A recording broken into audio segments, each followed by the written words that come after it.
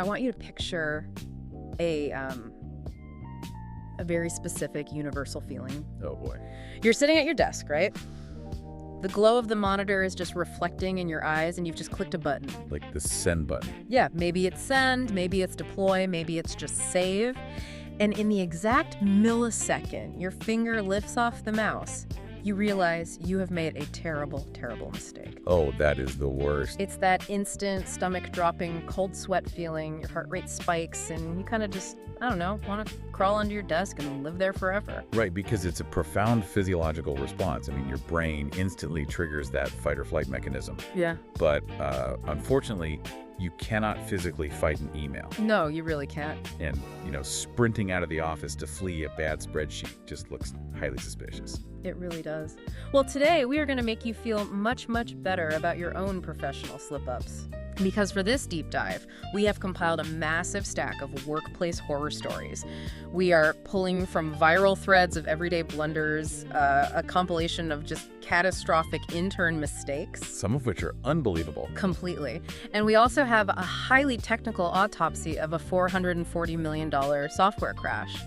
Plus, just to see how the corporate world actually processes this chaos, a formal HR disciplinary manual from Children's Hospital, Colorado. Which is a fascinating read, honestly. It is. So our mission today is to explore the anatomy of the ultimate office nightmare and figure out how anyone actually survives them. Yeah, and I have to say, I spend my time analyzing systems, logic, organizational behavior, but going through these sources, I am completely flabbergasted. Right. The sheer absurdity of these entirely preventable disasters is staggering.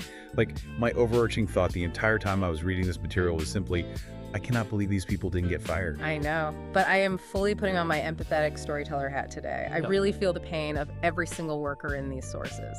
You're kinder than I am. Well, let's start with what I call the visceral cringe. These are the localized, physical, liquid disasters. Ah, yes. The liquid one. Because you can't blame a server lag for these. You can't blame a bad Wi-Fi connection. It is just you, gravity, and a beverage. And the volume of liquid involved in some of these stories is what really gets me. It's so much liquid. As an analyst, you look for variables, and the variable here is always a container holding way more fluid than you would ever think possible. Exactly. Take the 7-Up Rainstorm from the viral threads. Oh, this one is incredible. And we also have the musical fountain story. All right, the convenience store one. Yeah, a convenience store worker accidentally drops a can of blue ice beer right before handing it over to a customer. Just a little drop.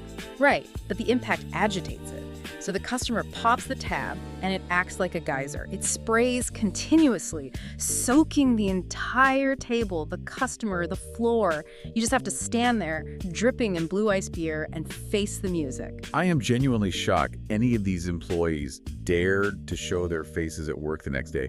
The embarrassment is so purely physical. It really is. But while spilling a latte on someone's head is awful, it really only ruins one person's day. True. If the physical mistake is a jump scare, what happens when you digitize your mistakes? Like, what happens when you scale up your oops to millions of people instantly? And that is where the landscape shifts from physical comedy to, frankly, psychological horror.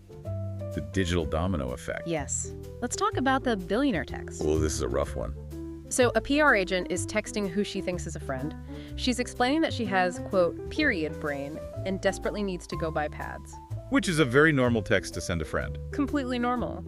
But she doesn't send it to her friend. She accidentally texts a high-profile client. We stop blaming the human who clicked the button, and we blame the infrastructure that lacked safeguards. I mean, building good systems is about having resilience against human mistakes. Because humans will always make mistakes. Inevitably. Always.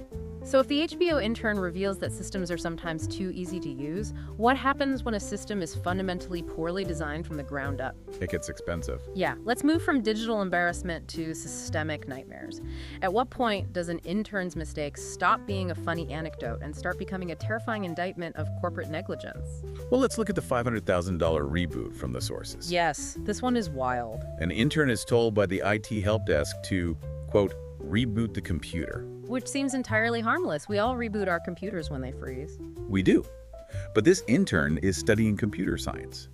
So when they hear the computer in a corporate IT context, they assume the help desk means the network. Oh no. So the intern reboots the master server. in the middle of the workday. Just unplugs the whole company, basically. Pretty much. This takes the entire nationwide financial mortgage system for this company completely offline. It ruined thousands of transactions that had to be manually recreated from failsafes. That sounds like a nightmare. It was. The cost was over $500,000 in direct costs and per diem interest. I am stuck on the sheer scale of that. Yeah. But the kicker here is that the intern didn't get fired. No. The help desk advisor got fired for not specifying which computer to reboot. Because again, it's a process failure. The help desk relied on assumptions rather than specific technical directives. Right. And we see the exact same failure of design in the Boeing 737 incident. The airplane slide. Yes. An aeronautics intern is cleaning out a main cabin. Now, there are extensive, highly detailed instructions for working around aircraft to prevent stupid mistakes. Yes. Which makes sense, it's an airplane. Right, but this intern ignores them. They see a bright red nylon handle with the word PUL written on it, and, well, they pull it. Let's be real, human brains are wired to interact with obvious affordances. Like, a bright red handle is a tactile temptation, you want to pull it. It absolutely is. But pulling it deployed the emergency evacuation slide inside the hangar. Oops. Big oops.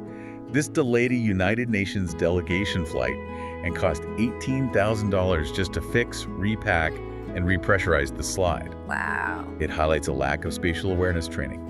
You cannot put an untrained human next to a giant red PUL handle and assume they will just ignore it. But I think the most baffling example of this kind of systemic failure, hands down, is the Memphis blackout of 1978. Oh, this is the ultimate one. It's August, it's late at night. A new security guard is on his very first shift at Memphis Light, Gas, and Water. He's fatigued, he's curious. He just wanders into the master control room because the door is propped open. Just propped open. Just open. He sees a master switch, wonders what it does, and just flips it. And plunges the entire city of Memphis into darkness. Just like that.